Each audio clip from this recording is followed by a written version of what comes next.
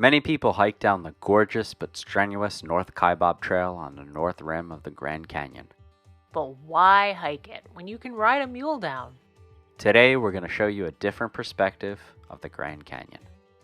This is Magellan, And this is Greyhound. where we make videos about epic road trips, kayaking, hiking, and other outdoor adventures. This is part of our America's Grandest Canyons road trip series, where we traveled cross-country to explore the Grand Canyon, Bryce Canyon, Glen Canyon, Palo Duro Canyon, and more. Stay tuned for more videos in our evolving trip playlist. For this mule ride, we went to Grand Canyon Lodge on the north rim of the Grand Canyon and were then shuttled to the North Kaibab trailhead. There, you will get paired up with your ride. Mine was a stubborn mule named Tom, and as I found out over the course of a half day, he was just like me.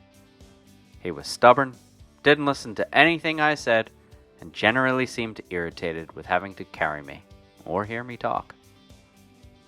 The rides are $100 a person, and it was with a company called Canyon Trail Rides. Definitely eat and hydrate before you start because you can't bring any food or drink with you, and you'll get a water fountain and a restroom break only at the turnaround point.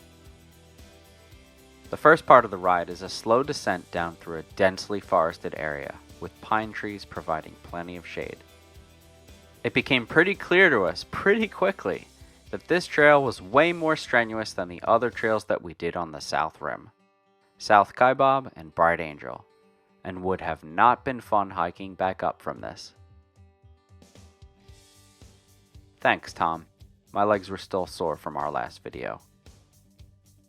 As you descend, you will get a glimpse of the Coconino Overlook, which our guide said we would stop at on the way back up as well.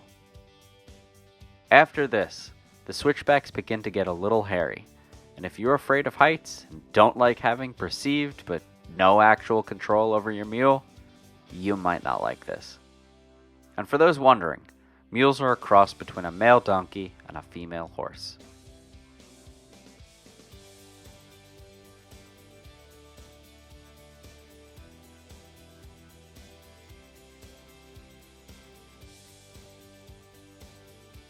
Quick note about hikers. There will be plenty of them, and your guide will direct them to stand aside. Most hikers like the mule train, but some seemed annoyed. Quick note to hikers. This trail has a lot of mule urine and poop. Have fun!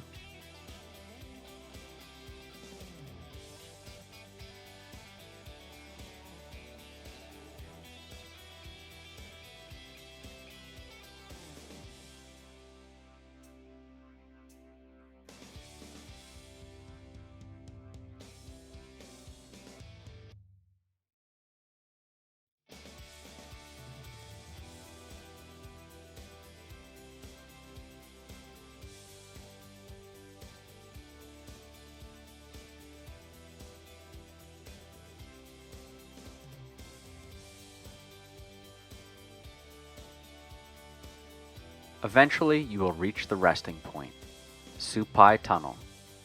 Here, your guide will assist you in tying up your mule, and you will get a 15 to 20 minute break to get water, take photos, and explore. You'll get a nice view of Roaring Springs Canyon ahead. We decided to head down through the Supai Tunnel and down the trail a little to get a glimpse of the suspension bridge across Bright Angel Creek.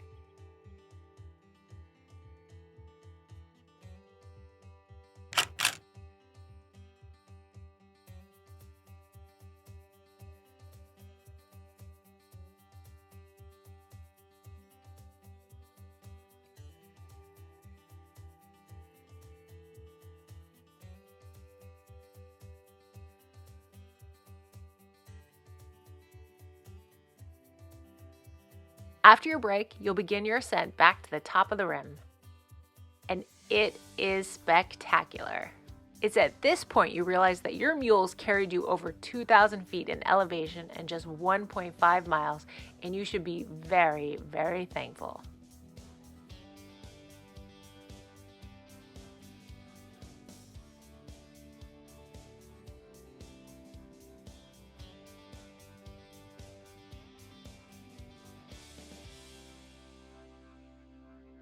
This was my mule, by the way, and he was much better than Tom.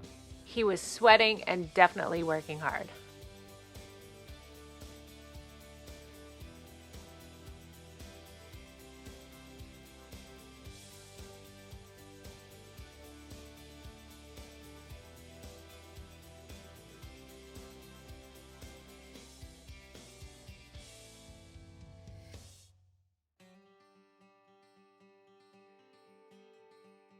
As mentioned earlier, you'll stop at Coconino Overlook to give the mules a break, take in the views, and get some photos.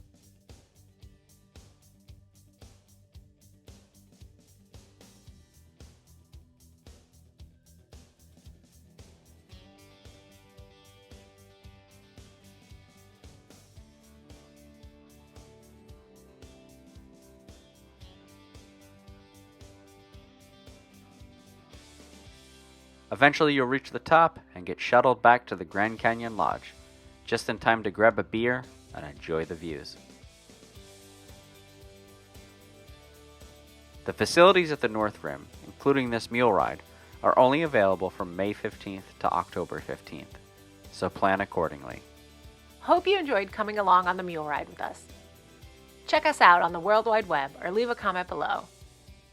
Stay tuned for our next video where we'll show you the viewpoints on the Grand Canyon's spectacular North Rim. We'll see you on the trails or in the water.